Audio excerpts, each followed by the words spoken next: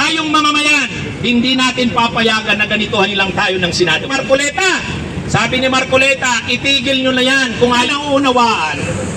Ang Kongreso ay may function na legislative at non-legislative.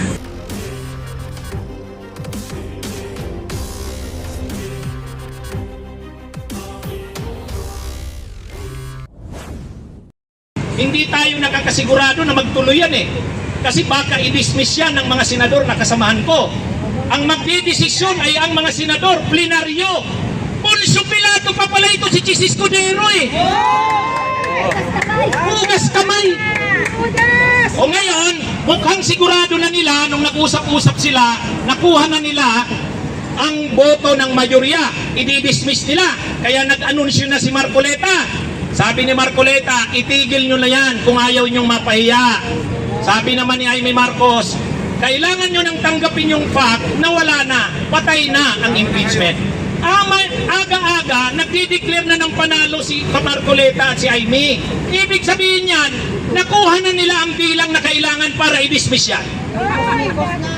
Kaya lang na maliit nila ang mamamayan.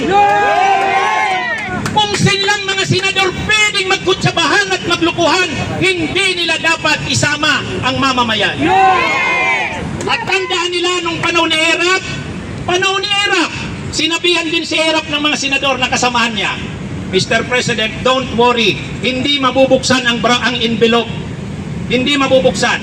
Nag-usap-usap na kaming mga senador, 11 ang hindi papayag na mabuksan. Malakas ang loob nila ngayon, nagbutuan. Nanalo sila, 11 yung hindi pumayag na buksan ng envelope. Nandun sana yung ebidensya laban kay Erap. 10 lang yung pumayag na buksan. Tuwang-tuwa ngayon, sila Ureta, sumayaw na, di ba? Yung Dancing Queen. Panalo yung grupo ni Erap. Ang hindi nila naisip na ang mamamayan ay hindi papayag. Anong ginawa ni Nini Pimentel, Senate President no? Nag-resign! Hindi niya masisikmura ang ginawa ng mga kampanya senador. At ano ang ginawa ng mga prosecutors? Nag-walk out! At pag-walk out ng mga prosecutors, pag-resign ni Senate Pimentel, ni President Pimentel, sumama na ang mamamayan sa EDSA. Yan na ang EDSA.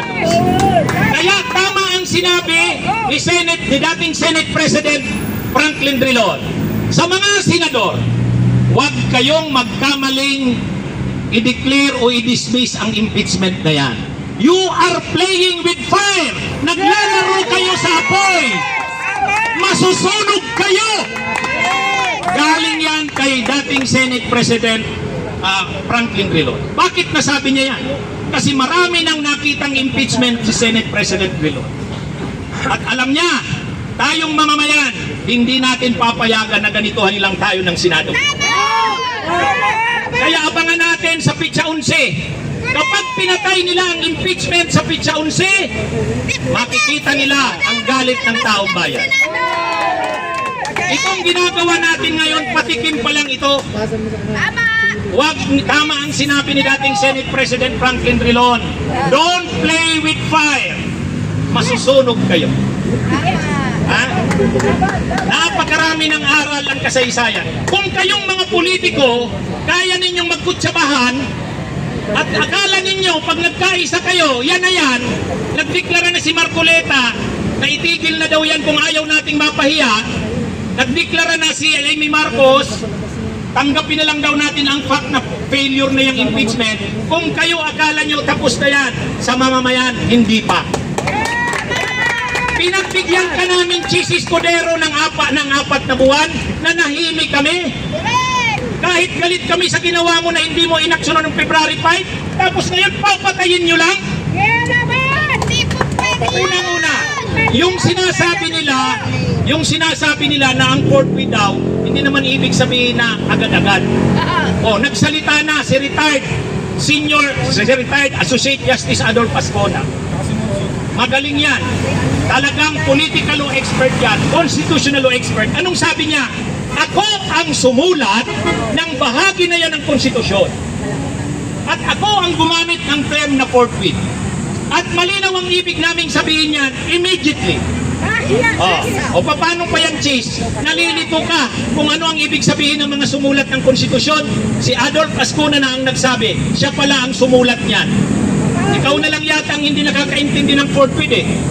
Ha? Pangalawa, yung sinasabi naman ni Tolentino na hindi pwedeng mag-crossover o tumawid mula 19th Congress to 20th Congress.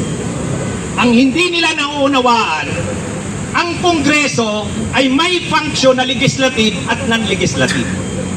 Ang Kongreso, hindi lang naman yan tagagawa ng batas. Yan ang problema ng mga senador natin eh. Akala nila pag sinabing Kongreso or Senado, tagagawa lang ng batas. No! Ang unang trabaho nila, lawmaking, legislative power.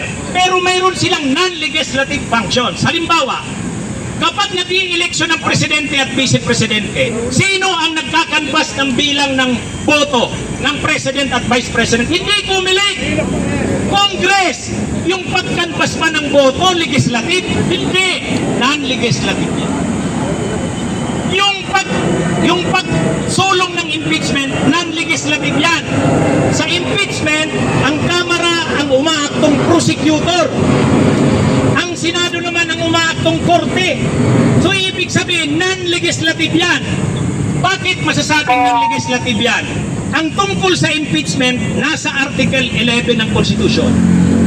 Ang legislative power or legislative department, nasa Article 6. So ibig sabihin, yung mga bagay na trabaho ng Kongreso tungkol sa paggawa ng batas, legislative, Article 6. Yung tungkol sa impeachment, nasa Article 11. Ano ang Article 11? Accountability of public officers. So ibig sabihin, ang impeachment, hindi legislative work, non-legislative. Ang naglalabs lang o tumitigil lang kapag June 30 ay yung legislative. Ang non-legislative, proceed, nagkukontinue. Kaya nga, trial shall proceed. Malinaw, pag sinabi mong proceed, hindi natatapos sa June 30. Yes, Panginoon. Diba, napakasimple, trial shall proceed. Pag sinabi mong proceed, walang lapse. Walang lapse. Ang naglalaps lang yung paggawa ng batas. Any unfinished business ng Kongreso, yung paggawa ng batas, naglalaps sa June 30. Legislative yon. Pero yung non-legislative does not lapse. Nagko-crossover siya sa sunod na Kongreso. Kaya, pag ngayong 19th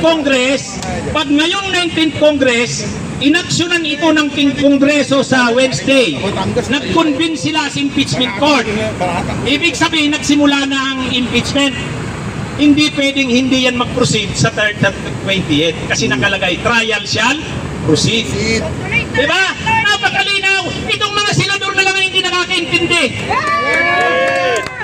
Nagtuturo ako ng constitutional law sa Ateneo College of Law. First year, first sem, pinag-aaralan na yan. Very basic. Tapos itong mga senador na to na mga si Escudero, anong klase to? Nakakahiya sa UP College of Law to. Anyway, yon, trial shall proceed. Ibig sabihin, once na masimulan sa 19th Congress, magpo-proceed sa 20th Congress. Malinaw yan. So ang kailangan gawin, trial shall start sa 19th Congress. Mag-start. Kailan mag-start? Kapag nag-convene ang impeachment court at nanumpa sila bilang judges at pinadalhan ng summon si Sara, yan ang start. Yung pagbasa ng articles of impeachment, hindi pa yan start. Ang problema ngayon, paano kung babasahin lang yung articles of impeachment tapos i-dismiss na? Wala ngayong impeachment.